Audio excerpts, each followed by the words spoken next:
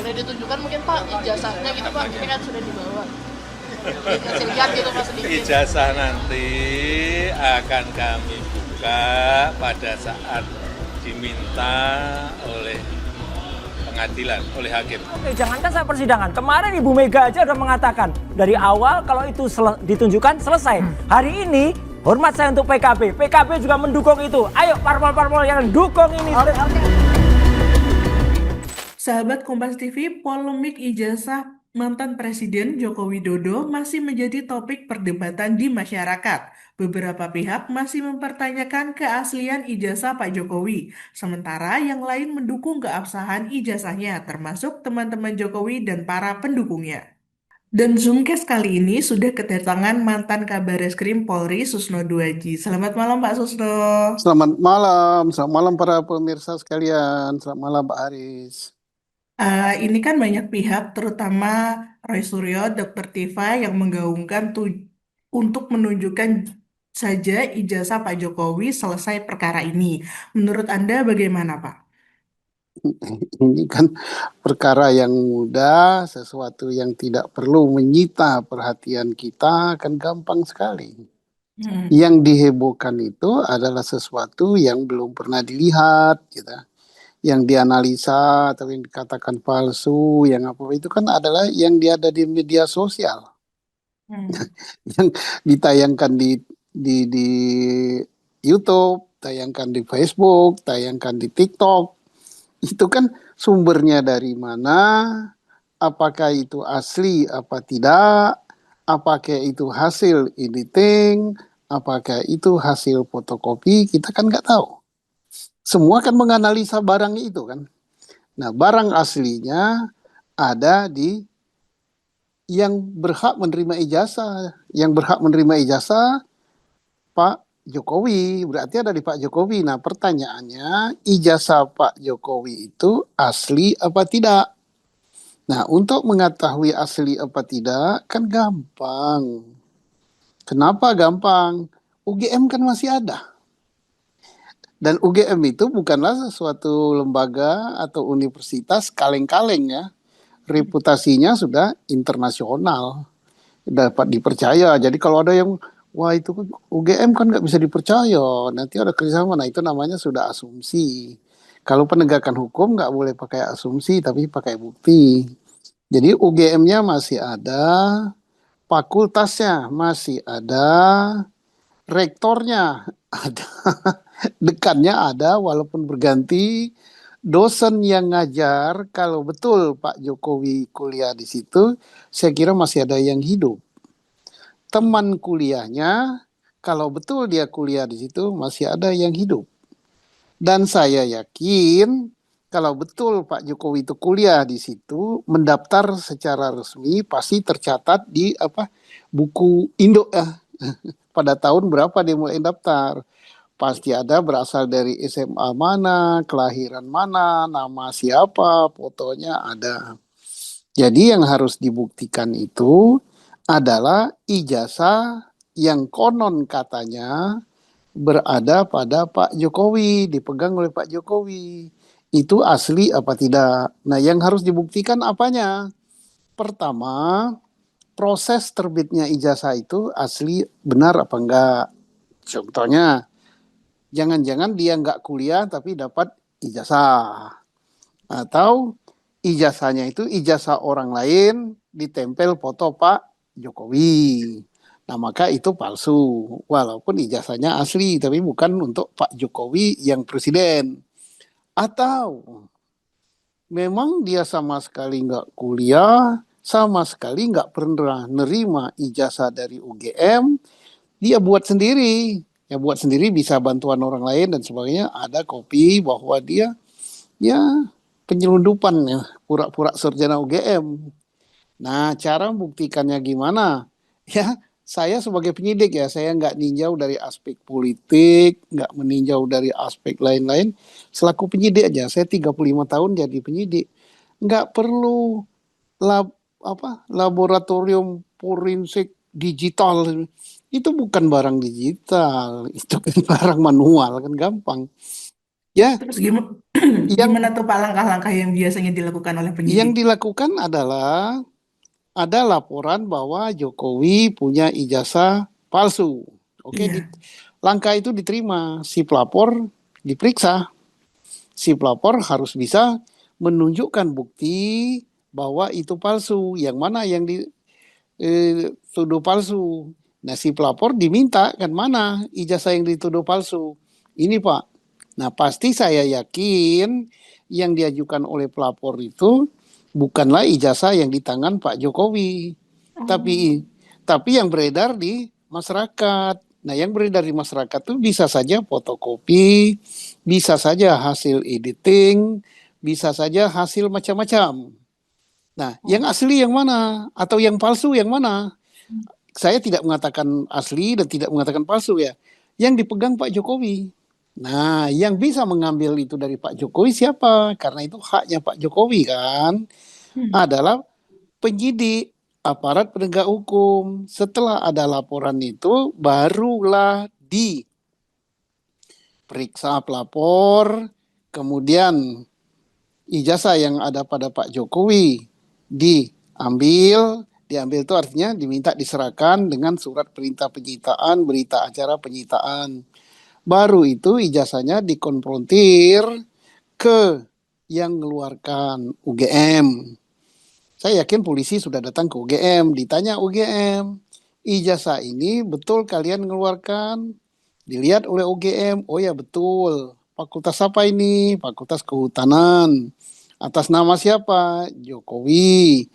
Dicek di buku Hmm. induknya, betul nggak dia terdaftar sebagai mahasiswa?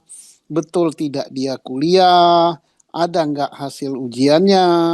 Siapa dosen yang ngajar yang masih hidup? Siapa teman satu angkatannya? Kemudian Nah, tamat apa tidak dia? Kalau itu sudah dicek semua, sudah nyatakan benar semua, sebenarnya sudah tuntas. Tapi untuk meyakinkan apa? Ijazah yang dipegang oleh Pak Jokowi hmm. itu dibandingkan dengan ijazah yang lain. Cara membandingkannya itulah memakai laboratorium forensik Polri, tidak pakai digital dan segala macam, kan gampang Oh. sekali itu, ya. Iya, kalau yang ijazah yang bermunculan di medsos nih Pak, menurut Anda apakah sudah tepat jika ijazah yang bermunculan di medsos ini diperdebatkan oleh Roy Suryo dan kawan-kawan? Ya, kalau untuk bahan perdebatan boleh-boleh saja kan. Jadi seru dia kan enak. Kan ada bahan juga kita. Ada yang membicarakan kupingnya, ada yang bicarakan giginya, ada yang bicarakan capnya, ada yang bicarakan hurufnya Times New Roman ya. Eh, Iya. ada yang bicarakan tanda tangannya. Ya bagus lah, ada 1.000 topik pembicaraan. Dilarang apa tidak? Ya tidak, bebas kan. Dan ingat ya saya bicara ini kapasitas saya sebagai mantan penyidik gitu. Nah, Iya. dan saya tidak memihak kepada pelapor, tidak juga memihak pada Pak Jokowi. Mau apa saya dapat dari Pak Jokowi? Dibayar juga kagak, mau dijadiin jabatan apa, mau dijadiin camat juga enggak gitu. Jadi saya objektif gitu. Mau asli atau mau palsu, nggak ada untung ruginya. Tapi saya tinjau dari kacamata penyidik. Nah, siapa yang berwenang mengatakan itu asli apa tidak? Ya, aparat penegak hukum kita. Siapa? Hmm. Itu wewenangnya ranah penyidik kriminal tindak pidana umum, yaitu oleh Polri. Nah, laboratnya ya laborat Polri, penyidiknya penyidik Polri. Alat buktinya apa? Ya alat buktinya yaitu keterangan dari saksi dari UGM. Siapa saksi UGM? Ya rektorat, ya dari dekan, dosen yang ngajar, teman kuliah, bagian administrasi, dan lain-lain. Termasuk alat bukti saksinya saksi pelapor. Ada berapa orang yang melaporkan itu ya yang sekarang terangkat namanya Pak Roy Suryo, Pak siapa lagi kan? Ada 4 atau 5 Ada itu ya. Dokter Tifa juga. Dokter Tipa, ada Iya. siapa dan siapa. Itu nanti akan didengar keterangannya. Jadi ada yang mengatakan nanti yang suara beredar di masyarakat atau suara ini tidak didengar. Ya didengar. Pelapor juga diperiksa kok.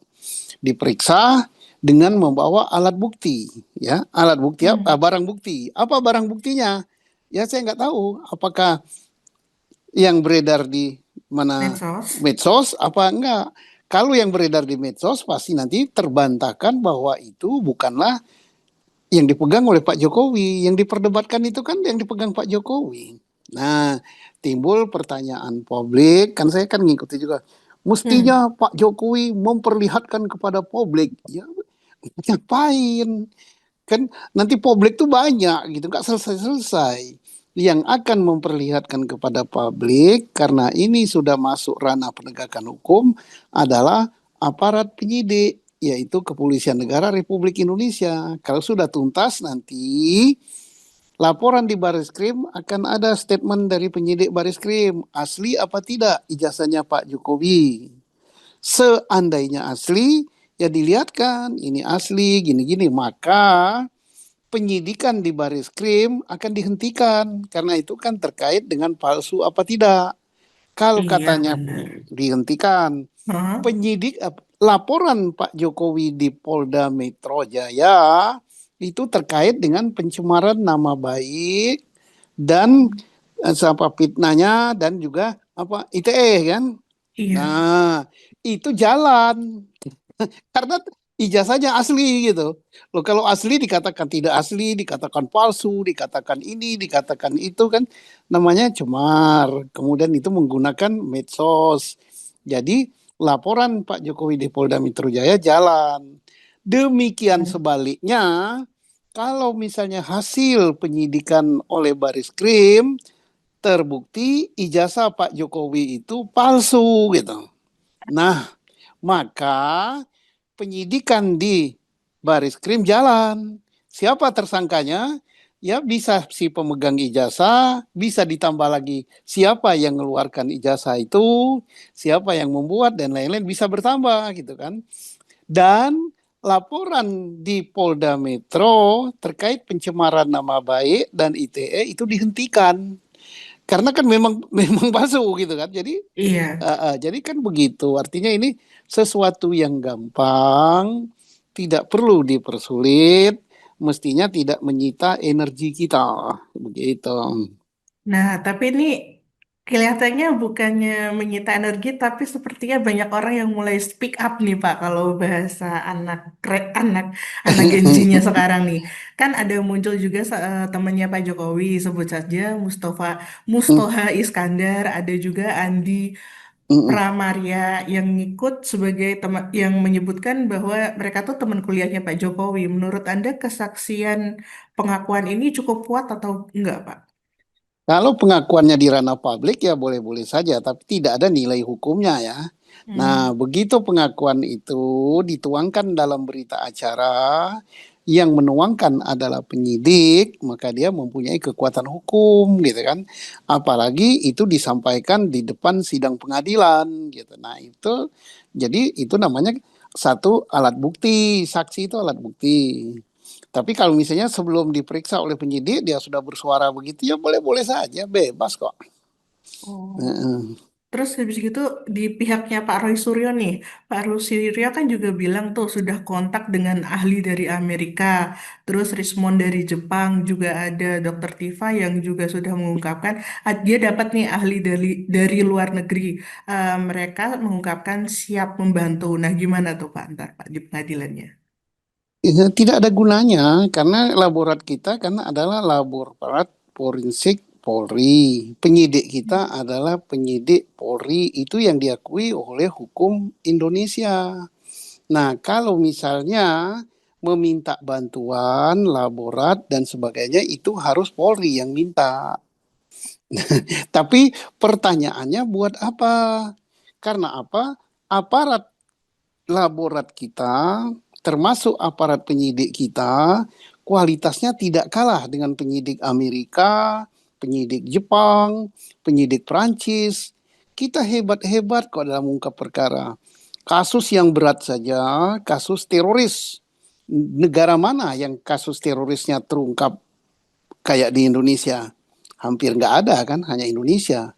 Makanya orang belajar penyidikan kasus berat-berat, tindak pidana teroris, kemudian tindak pidana internasional lainnya, itu belajarnya di Indonesia. Di mana? Hmm. Di GSILEK. GSILEK itu di mana tempatnya? Di Semarang, di Akpol. Di situ ada suatu sekolah, sekolah internasional untuk belajar penyidikan kasus-kasus berat berskala internasional. Banyak negara, Amerika aja belajar di situ kok. Jadi kita jangan merendahkan diri gitu. Nah, jadi maaf lagi ya, sekali lagi saya ulangi, saya tidak memihak salah satu dan tidak mengatakan ijazah Pak Jokowi asli, tidak juga mengatakan palsu, tetapi prosesnya begitu. Asli atau palsu, mari kita tunggu hasil penyidikan. Ya, jadi jangan sampai nanti kita begini, nanti wawancara kita ini ditayangkan ke publik, nanti ada aja yang komentar, wah Pak Susno sudah berubah. Sudah, kalau saya kelihatannya mengatakan Pak Jokowi benar, saya menjadi ternaknya Mulyono atau cebong gitu kan. Kalau saya memihak, misalnya seolah-olah saya memihak kepada pelapor, wah Pak Susno sudah begini, sudah miring-miring gitu. Enggak, saya enggak ada memihak siapapun juga. Nah, Pak, selain ijazahnya Pak Jokowi nih, juga ada ini kawan-kawannya juga membicarakan terkait skripsinya Pak Jokowi nih, Pak, yang juga dibilang palsu. Makin panjang nih kasusnya. Gimana menurut Bapak? Belum ada skripsi yang dikatakan itu skripsinya Jokowi, belum ada. Yang beredar di publik pun itu adalah kita nggak tahu dari mana sumbernya. Apakah itu fotokopian, apakah itu apa. Dan UGM sendiri mengatakan bahwa skripsi Pak Jokowi diamankan. Karena takut itu kan banyak yang cari. Dan siapa yang pernah memotokopi itu dan siapa yang pernah megang itu kita kan nggak tahu. Yang berhak mengambil skripsi itu selain Pak Jokowi adalah aparat penegak hukum. Dilakukan penyitaan secara benar sesuai ketentuan hukum acara pidana kita. Jadi kita kan mendebatkan sesuatu yang kita nggak tahu itu benar punya Pak Jokowi apa bukan gitu. Bisa saja skripsinya tapi lembaran nomor sekian diganti gitu oleh publik atau oleh siapa kita nggak tahu. Nah, kecuali kalau yang dipaparkan itu adalah oleh pemiliknya langsung atau oleh aparat penyidik yang disita secara benar sesuai ketentuan hukum. Nah, sedikit banyak berpengaruh ya, karena gugatan sekarang kan namanya aja gugat. Kalau gugat itu terkait dengan masalah perdata kan. Nanti akan dipersoalkan oleh pengadilan ya tentang apakah dia orang yang berwenang untuk menggugat apa tidak ya, beda dengan laporan pidana. Tapi jelas pengadilan tidak bisa menolak suatu perkara pasti diterima gitu, pasti disidangkan. Berpengaruh apa tidak? Ya mari kita lihat jalannya nanti. Pasti nanti UGM akan membawa sejumlah bukti gitu yang nantinya kan bisa dilihat gitu. Nah, bisa nanti media mengikuti itu, bagus gitu. Dosennya Pak Jokowi juga tuh yang digugat oleh yang digugat itu gimana Pak menurut Bapak? Ya, itu sudah masuk ranah perdata. Ya sih, mereka harus jawab gitu kan. Kalau digugat ya hadir di persidangan, apa yang ditanyakan oleh pengadilan ya dijawab gitu. Nah, kita belum tahu apa materi gugatan. Jadi kita nanggapi terlalu banyak kan belum bisa. Nah, materi gugatannya apa? Apa yang dirugikan mereka gitu kan. Kemudian menuntut apa? Kalau nggak salah kan sekian miliar ya yang dituntut itu. Nanti kan harus bisa dibuktikan karena mereka yang buat dalil, mereka yang harus membuktikan bahwa betul kami minta ganti rugi sekian terkait dengan ijazah Pak Jokowi karena kerugian kami adalah ini. Nah, siapa yang menggugat dia yang harus membuktikan. Kita wait and see aja kayak apa gitu jalannya baru bisa kita komentari. Oke, semoga kasus ini cepat terang lah ya dan udah nggak ada lagi gugatan-gugatan dengan ijazah Pak Jokowi ya Pak ya.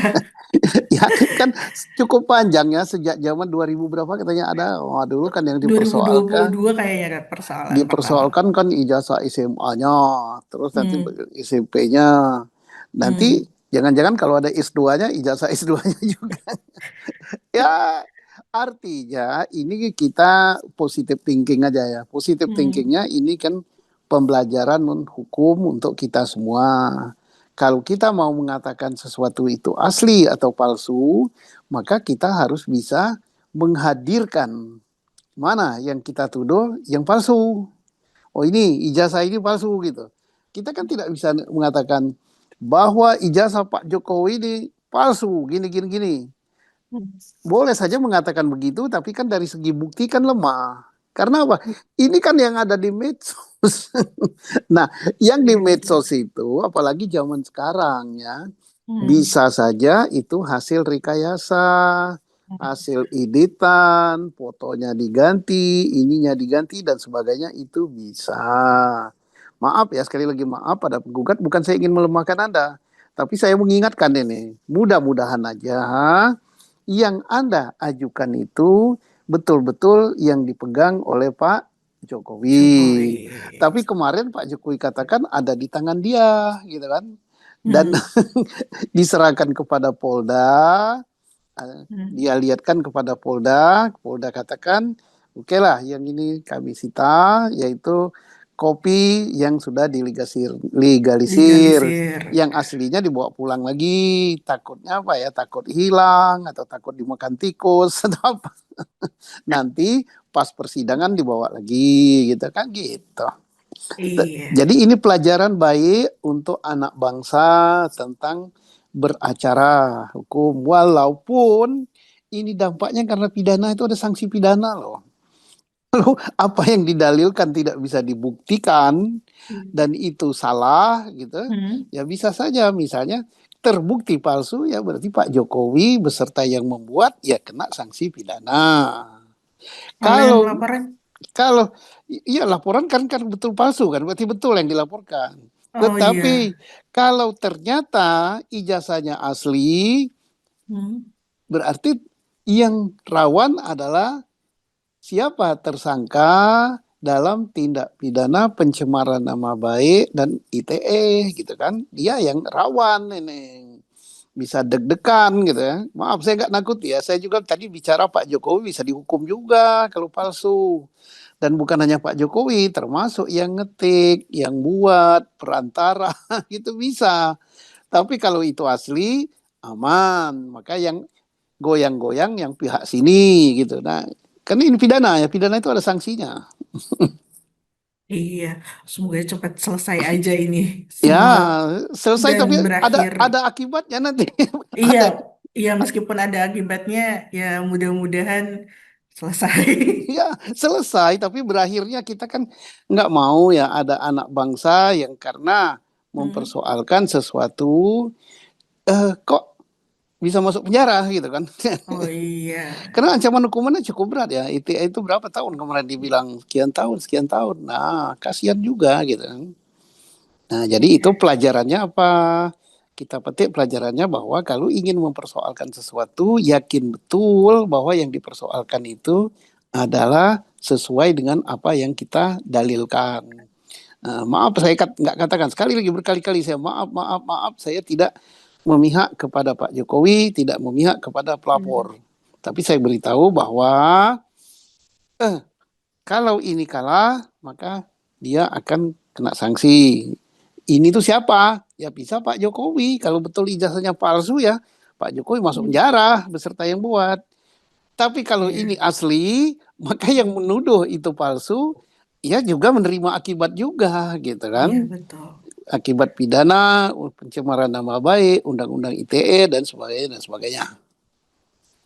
Oke, itu dia sahabat Kompas TV obrolan kita bersama mantan Kabar Eskrim Polri Pasusno 2J. Untuk sahabat Kompas TV, jangan lupa untuk like, comment, and share channel YouTube-nya Kompas TV. Terima kasih, Iya, terima kasih. Selamat Wak. malam.